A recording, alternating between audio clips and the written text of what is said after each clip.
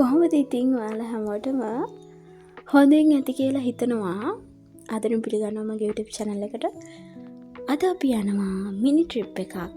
මේ උදේවරුව ඔය අපේ ගේ ඉස්සරහා තියෙන බුදු පිළිමේ අපේ ගේ ඉස්සරහා තියෙන පන්සලක්. හොඳේ. ඉතින් ඔන්න දැන් යන්න ලෑස්ති වෙන්න.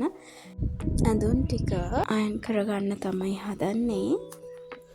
ඊට පස්සේ අපි මිනි ට්‍රිප් එක යන්න පටන් ගන්නවා. ඔව් ළමයි ඔයාලා ගිහින් ඇති මෙහෙ. මම නම් මේ යන්නේ ෆස්ට් ටයිම්. ගිහින් බලන්න මාර ආසාවකින් හිටියේ. ඔව් දැන් මේ යන්න මම පාරට බැස්සා. අපි ඔන්න බස් එකට නැග්ගා. දැන් යනවා.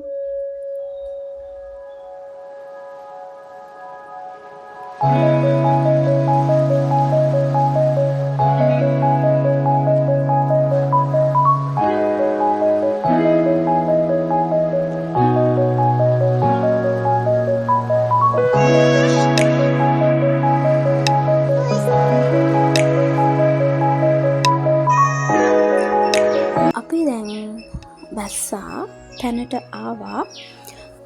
සමහර අය නම් දන්නවා ඇති කොහෙටද මේ ආවේ කියලා. දකිද්දිම හොයන්න පුළුවන් ඇති. අපි අද ආවේ ළමයි නර්සරි ට්‍රිප් එක. අපේ අම්මා නර්සරි ටීචර් කෙනෙක්. එයාලගේ අවුරුද්දේ මුල යන ට්‍රිප් එක තමයි මේ. වෙනදට මෙහෙ එන්නේ නැහැ. වෙනදට සාමාන්‍ය සුපුරුදු පරිදි යන ටිකකට තමයි යන්නේ. අද මෙහෙත් ආවා. අපි ගිහිල්ලා නැති නිසා කට්ටියම අම්මා මීටින් එකෙන් ඩිසයිඩ් කරගෙන තිබ්බ මෙහෙ යමු කියලා. ඔව් ඔය පේන්නේ අපි ආවේ යාපව්වට. ඉතින් ළමයි ඒ ටික පෙන්නුව පඩි ටික මට වීඩියෝ කරගන්න බැරි වුණා. මොකද ගියපු අය දන්නවා ඇති එක ළඟ පඩි තියෙන්නේ යාපහුවේ. ඉස්සර ඉතින් බලකොටුනේ කියන්නේ සතුරු ආක්‍රමණ වලින් බේරෙන්න යාළු උපක්‍රමශීලීවනේ හදලා තියෙන්නේ. එතකොට එක පාර නගින්න බෑ වේගෙන් මේ ඒ විදිහට තමයි හදලා තියෙන්නේ. මං ওই ටික මට බැරි වුණා වීඩියෝ කරගන්න. මොකද අපේ අක්කයි බබා මගේ අතේ හිටියා. බොහොම පරිස්සමෙන් ගියේ. හරි අවදානම්. ඔය මන් දැන් පෙන්න ටික පේනවනේ. ඒ හෙල වගේ පල්ලෙහාට තියෙන වැඩුණොත් ඉතින් සෝරි තමා. හරි. ඉතින් අපි නගිමු. ওই ටික නම් වීඩියෝ කරගන්න පුළුවන්. ඒ ටික නෝමල් අපි සාමාන්‍ය විදිහට තියෙනවා. අර ටික මේ වේගෙන් නගින්න බැරි වෙන විදිහට තමයි යාලා හදලා තියෙන්නේ. සීගිරියෙන් පස්සේ තියෙන ලොකුම බලකොටුවක් කියනවනේ මේක. ඒක නිසා ඇත්තමයි මාරයි මේ කොහොමද හැදුවේ කියලා හිතෙනවා. ඔයාලත් ගිහින් බලන්න මේ අත්දැකීම ගන්න කියලා මම හරි ආඩම්බරෙන් කියනවා. මේ ලංකාව කොච්චර හොඳ ඉතිහාසයක් තියෙන තැනක්ද කියලා හිතනවා. මේ වගේ තැන්වලට ගියපුවාම හරි ආඩම්බරයක් තමයි දැනෙන්නේ. ඔය ඉතින් අපි එතන උඩට ගිහිල්ලා හිටියා.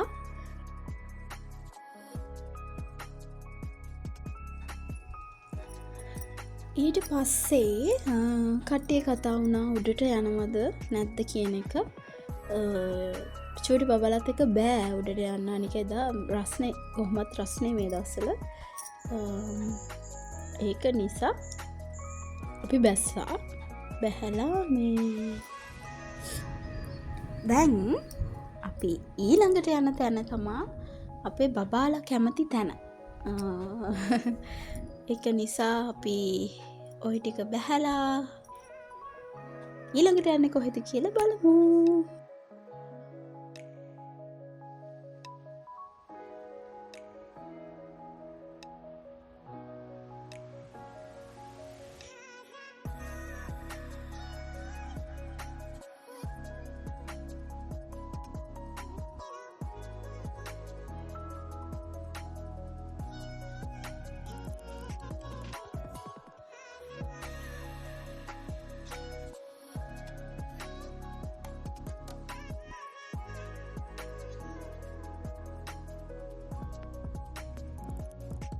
ඔන්න එහෙනම් අපි ආපහුවෙන් යන්න තමයි හදන්නේ.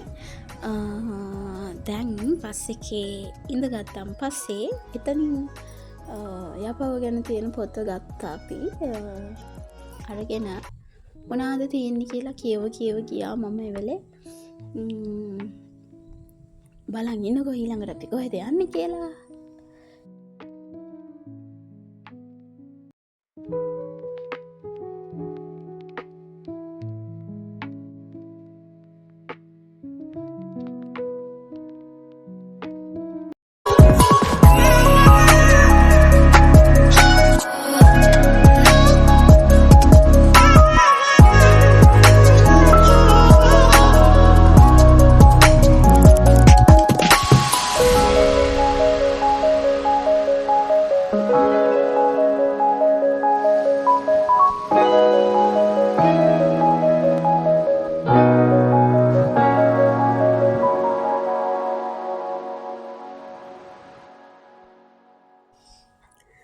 ඊළඟට ඔන්න අපි ඊළඟ ප්ලේස් එකට ආවා.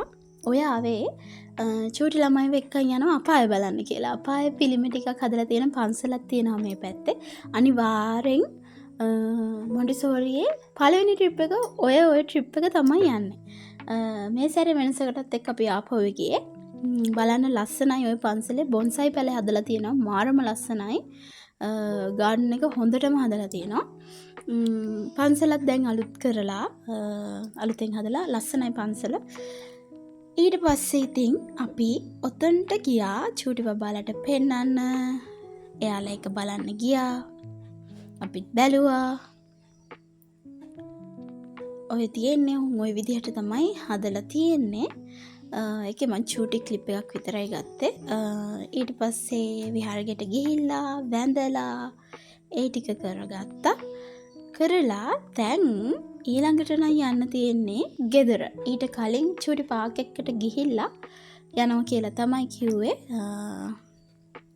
එතන ඔය ඒ පාක් එකට ආවේ. එතන ආයේ මම වීඩියෝ කරගන්න ගියේ නැහැ ගොඩක්. අපි ගෙදර එන්න පිටත් වුණා ළමයි.